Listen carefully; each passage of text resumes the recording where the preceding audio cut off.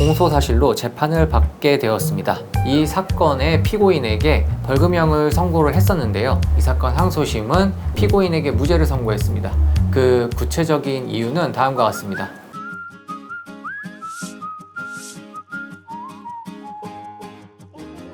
안녕하세요. 무엇이든 물어봐 류일 변호사입니다. 오늘은 스토킹 범죄에 대해 소개시켜 드리려고 하는데요.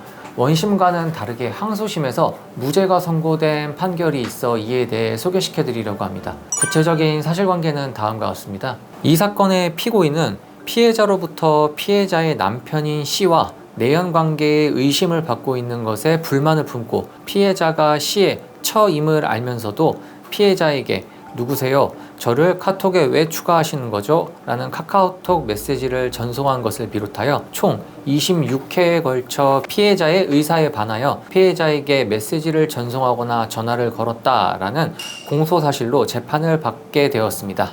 앞서 말씀드렸듯이 원심 법원은 이 사건의 피고인에게 벌금형을 선고를 했었는데요. 피고인은 이에 불복하여 항소에 이르게 되었고, 이 사건 항소심은 피고인에게 무죄를 선고했습니다.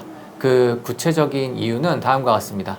항소심의 경우 스토킹 처벌법의 피해자 보호의 필요성이라는 입법 취지를 고려하되 그 적용 범위가 지나치게 확대되어 행위자에게 대한 과도한 기본권의 제한 및 그에 따른 과잉 형사화가 발생하지 않도록 행위자와 상대방의 관계, 지위, 성향, 행위에 이르게 된 경위, 행위의 태양, 행위자와 상대방의 언동 등 행위 전후의 여러 상황을 두루 살펴 스토킹 행위 내지 스토킹 범죄 성립 여부를 신중히 판단할 필요가 있다라고 먼저 전제를 했습니다.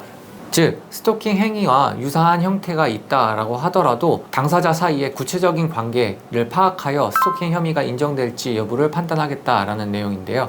앞서 말씀드린 것과 같이 항소심은 피고인에게 무죄를 선고했습니다. 피해자를 B라고 지칭하면서 이 판결문을 설시했는데요. B는 자신의 지인인 D에게 피고인의 전화번호를 알려주었고, 위 지인은 2023년 11월 22일경 피고인의 전화번호를 저장했었다라는 점을 지적했습니다. 즉, 피고인은 그 무렵 카카오톡 친구 목록 또는 추천 친구에 뜬 D의 카카오톡 프로필 사진을 발견했고, 피고인은 2023년 11월 22일 오전 D에게 "누구세요? 라는 내용의 카카오톡 메시지를 보냈으며, 같은 날 오전 2시경 B에게 "누구세요? 왜 저를 추가하시는 거죠? 라는 내용의 카카오톡 메시지를 보냈고, 위 시점부터 B에게 총 26회에 걸쳐 메시지를 전송하거나 전화를 걸었다라는 점을 지적을 했는데요. 요약을 하자면 이 사건의 경우 피고인이 B에게 먼저 연락을 한 것이 아니라 B가 피고인의 연락처를 저장함으로써 피고인의 카카오톡 친구 목록 창에 자신이 드러나게 했다, 이로부터 발단이 되었다라고 항소심은 이 부분을 중요하게 생각을 했습니다. 피고인이 본인에게 악감정을 가지고 있는 B가 자신의 사생활을 염탐하고 주변 사람들에게까지 자신의 전화번호를 알려주며 상간녀라고 소문을 내고 있다라고 생각하여 상당한 불안감 또는 공포심을 느꼈고, 이에 B에게 자신의 전화번호 삭제 및 유출 중단을 강력히 요청한 것으로 보인다라고 판단을 했습니다. 또한 항소심 법원은 이 사안에서 피고인의 행위가 상대방의 의사에 반할 것, 정당한 이유가 없을 것, 상대방에게 불안감 또는 공포심을 일으킬 것이라는 스토킹 처벌법의 요건을 모두 충족한다라고 인정하기 부족하다라고 보았는데요.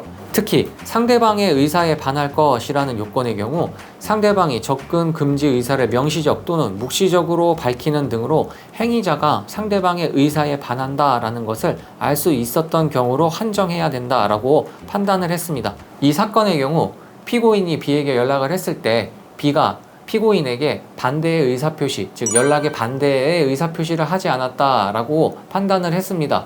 나아가 피고인이 B의 반대 의사표시를 알게 된 것은 B가 피고인을 고소를 했을 때, 그리고 그 고소 사실을 알게 되었을 때라고 판단을 했는데요. 이러한 분쟁이 여지가 있다라고 하면은 본인의 반대, 즉 연락의 반대의 의사표시를 명확하게 해주시는 것이 이러한 법적 분쟁을 발생시키는 것을 막을 수 있다라고 생각을 해주시면 될 것 같습니다. 스토킹 처벌법은 그 규정 자체가 좀 추상적으로 되어 있습니다. 해당 법원에서도 이를 지적을 했는데요. 따라서 구체적인 사실관계에 따라 법원의 평가가 달라질 수 있는 부분이 많다라고 생각이 됩니다.